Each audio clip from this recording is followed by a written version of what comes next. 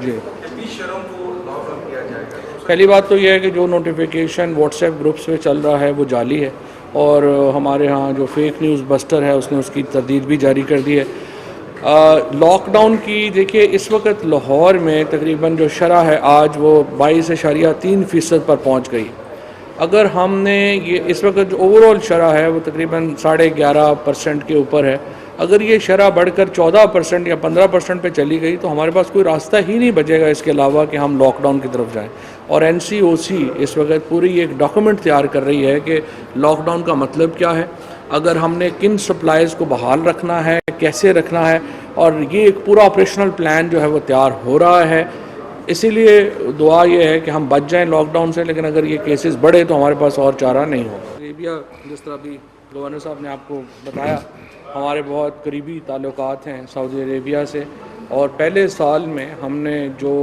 سعودی عربیہ پھر his Royal Hines محمد بن سلمان پاکستان تشریف لائے، اور ایک جو جس قسم کا ایک سمجھیے کہ رابطہ ہمارا استوار ہوا سعودی عربیہ سے، وہ ایک بہت اہمیت کا حامل ہے۔ اور انشاءاللہ تعالیٰ یہ جو دورہ ہوگا پرائم منسٹر صاحب کا، یہ پاکستان کے اور سعودی عربیہ کے درمیان جو پہلے سے موجودہ تعلقات کار ہیں ان میں اضافے کا باعث بنے گا، اور ایک بہت بڑا جو معاشی تعاون جو پہلے ہی سعودی عربیہ سے پاکستان کو مل رہا ہے، اس کے نتیجے میں اس میں بھی اضافہ جو ہے وہ انشاءاللہ یقینی ہوگا۔ جی پہلی بات تو یہ ہے کہ جو نوٹیفیکیشن واٹس ایپ گروپس پہ چل رہا ہے وہ جعلی ہے، اور ہمارے ہاں جو فیک نیوز بسٹر ہے اس نے اس کی تردید بھی جاری کر دی ہے۔ لاک ڈاؤن کی دیکھیے اس وقت لاہور میں تقریباً جو شرح ہے آج وہ 22.3% پر پہنچ گئی۔ اگر ہم نے یہ اس وقت جو اوور آل شرح ہے وہ تقریباً 11.5% کے اوپر ہے، اگر یہ شرح بڑھ کر 14% یا 15% پہ چلی گئی تو ہمارے پاس کوئی راستہ ہی نہیں بچے گا اس کے علاوہ کہ ہم لاک ڈاؤن کی طرف جائیں۔ اور NCOC اس وقت پوری ایک ڈاکومنٹ تیار کر رہی ہے کہ لاک ڈاؤن کا مطلب کیا ہے، اگر ہم نے کن سپلائز کو بحال رکھنا ہے، کیسے رکھنا ہے، اور یہ ایک پورا آپریشنل پلان جو ہے وہ تیار ہو رہا ہے۔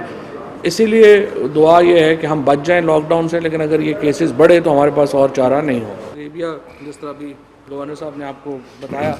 ہمارے بہت قریبی تعلقات ہیں سعودی عربیہ سے، اور پہلے سال میں ہم نے جو